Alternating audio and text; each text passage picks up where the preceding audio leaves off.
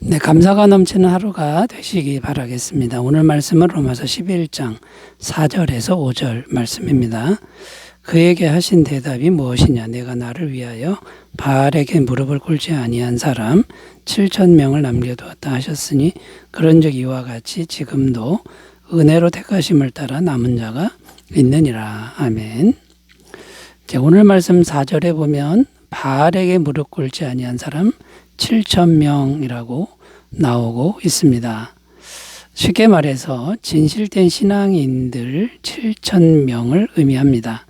바알에게 무릎을 꿇지 않았다는 것은 온 세상이 바알로 덮였는데, 그래서 시대가 정말 타락할 대로 타락했는데, 그래도 절대로 세상과 타협하지 않고 하나님을 향한 진실된 신앙을 지켰다는 의미입니다.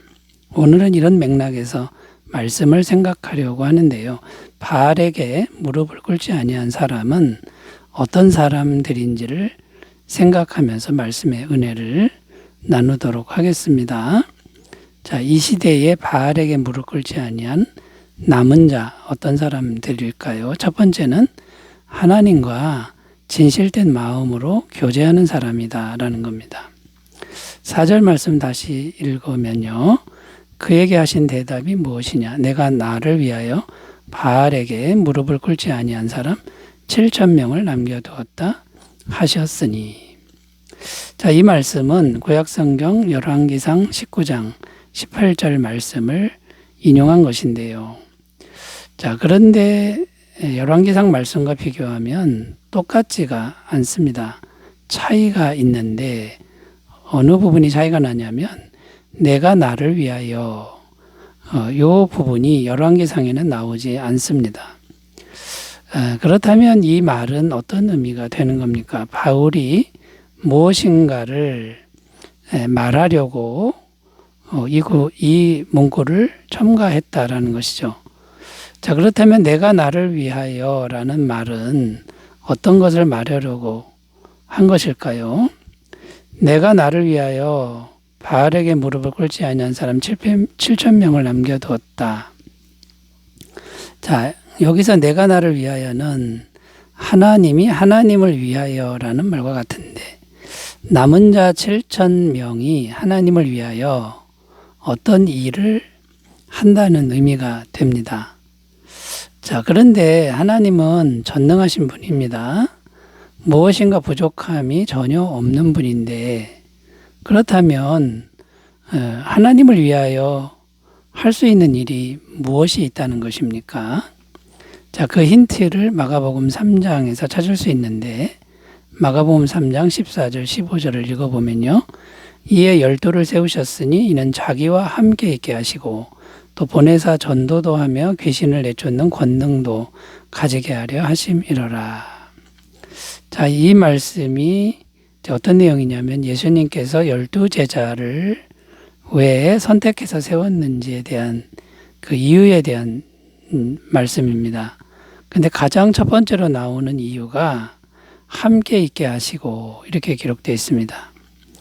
자, 그러니까 하나님과 함께 있는 것이 이게 하나님을 위하여 할 수 있는 일이다라는 겁니다. 다른 말로 말하면 하나님과 교제하는 것이다라는 겁니다. 자, 하나님과 교제하면서 함께 있는 것, 이것은 하나님을 위한 일이다.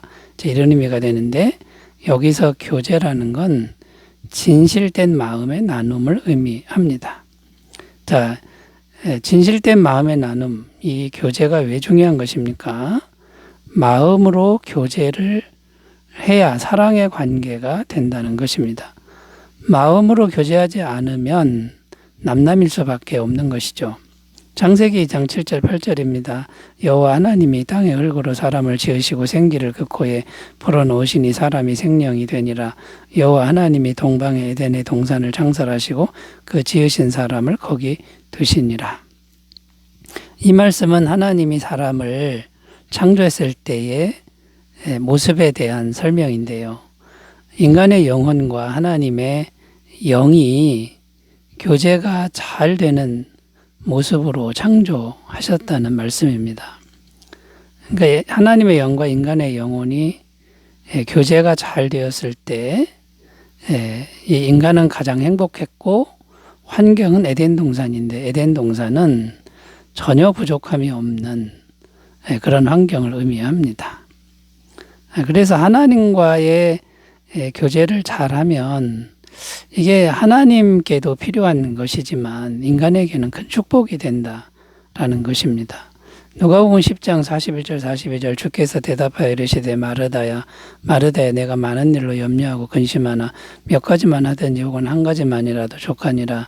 마리아는 이 좋은 편을 택하였으니 빼앗기지 아니하리라 하시니라. 자, 어떤 내용이냐면 일을 많이 하는 마르다보다 주님과 교제를 잘하는 마리아를 주님은 더 칭찬했다는 말씀입니다. 자, 그러므로 여러분 이 시대의 남은 자, 진정 남은 자는 누구냐면 진실된 마음으로 하나님과 교제할 줄 아는 사람이다라는 것이죠. 자, 모든 순간에 기도를 통해서 마음을 진심으로 나누는 그런 교제의 사람이 되시기를 바라겠습니다. 자, 두 번째로 가보겠습니다. 이 시대의 진정 남은 자, 진정한 남은 자는 누구일까요? 두 번째는 오직 하나님 한 분만 진정 믿고 섬기는 사람이다 라는 겁니다.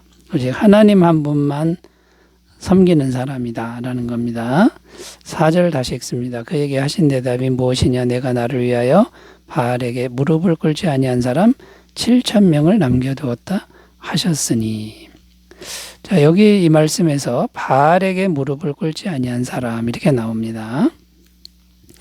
여기 바알 신이 나오는데 바알 신에 대해서 좀 살펴볼 필요가 있습니다. 바알 신은 어떤 신입니까? 가나안 땅에 살던 사람들이 섬기던 이제 신이었습니다. 바알 신이 남성 신이고 여성 신은 아세라 신입니다. 바알과 아세라가 이제 부부가 되는 거죠. 바알 신은 어떤 일을 합니까? 하늘에서 비를 내리는 신으로 믿었습니다. 이 바알 신을 잘 섬기면 하늘에서 비를 많이 내린다는 거고 비를 많이 내리면 농사가 잘 된다라는 것입니다. 자, 그런데 문제가 무엇이냐면 바알 신을 섬기려면 바알 신을 제사하는 그 제사 마지막 부분에 사람들이 집단적으로 모여서 성관계를 해야 합니다.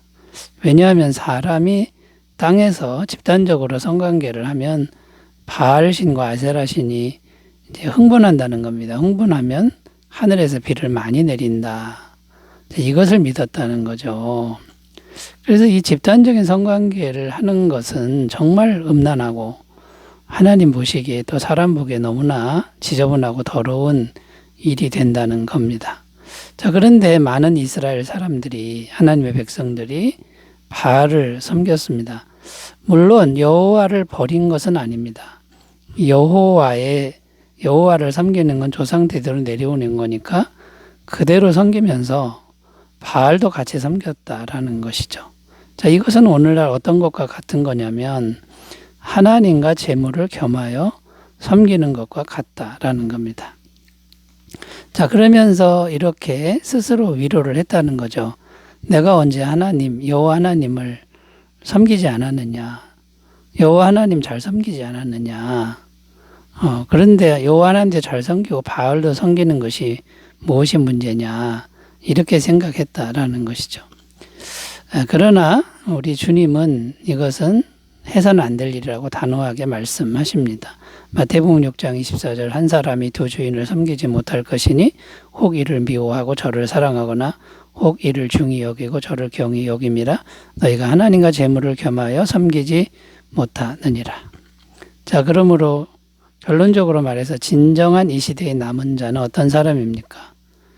먹고 사는 문제를 오직 하나님 한 분만 의지해서 해결하는 사람이다라는 겁니다. 하나님만 의지해도 재물이나 먹고 사는 건 얼마든지 공급이 된다라고 믿는 사람이 이 시대의 진정한 남은 자라는 것이죠. 빌립보서 4장 19절 나의 하나님이 그리스도 예수 안에서 영광 가운데 그 풍성한 대로 너희 모든 쓸 것을 채우시리라. 자, 이 믿음으로 굳건하게 서시길 바라겠습니다.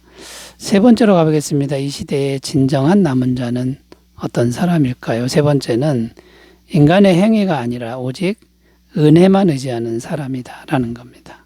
5절 말씀 읽습니다. 그런즉 이와 같이 지금도 은혜로 택하심을 따라 남은 자가 있느니라. 자, 이 말씀에 보면 은혜로 택하심을 따라 이렇게 기록하고 있는데 무슨 말입니까?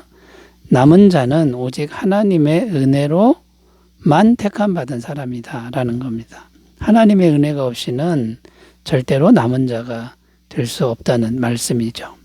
실제로 진실된 신앙인들을 보면 어떤 특징이 있습니까? 자기 행위나 자기 공로는 전혀 없다는 겁니다. 아무리 많은 행위와 공로를 쌓아도 그것을 자랑하는 일이 없고 오직 모든 것이 주님의 은혜라고 생각하고 말한다라는 거죠. 그리고 항상 자기는 죄인일 뿐인데 주님께서 은혜를 주셔서 여기까지 왔다라고 고백한다라는 겁니다. 만약에 남은 자라고 하는 사람이 자기 행위를 자랑하고 공로를 자랑한다면 어떻게 됩니까? 그러면 일단 그 사람은 교만한 모습이 분명한 것이고 그러므로 그 사람은 진정한 남은 자가 아니라는 겁니다. 고린도전서 15장 10절 그러나 내가 나된 것은 하나님의 은혜로 된 것이니 내게 주신 그의 은혜가 헛되지 아니하여 내가 모든 사도보다 더 많이 수고하였으나 내가 한 것이 아니 오직 나와 함께 하신 하나님의 은혜로라. 사도 바울의 고백입니다. 바울은 어떤 사람입니까? 정말 대단한 일 많이 하고 기적과 공로를 쌓은 사람입니다. 전 세계의 교회를 정말 많이 세운 분이죠. 그런데 항상 하나님의 은혜를 말하고 감사하고 있다라는 것이죠.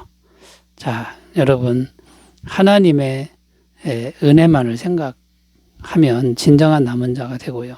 또 하나님의 은혜를 의지하면 어떤 일이 생깁니까? 전능하신 하나님께서 그 사람 마음에 언제나 임하셔서 그 사람을 통해서 하나님이 모든 걸 공급하시고 또 엄청난 일을 하신다는 것, 이걸 꼭 믿으시고 오직 은혜만 의지하는 심령이 되시기를 바라겠습니다. 기도하겠습니다. 하나님 아버지, 우리 모두가 이 시대의 진정한 남은 자가 되게 하옵소서. 예수님의 이름으로 기도드립니다. 아멘. 좋은 하루 되시기 바라겠습니다. 감사합니다.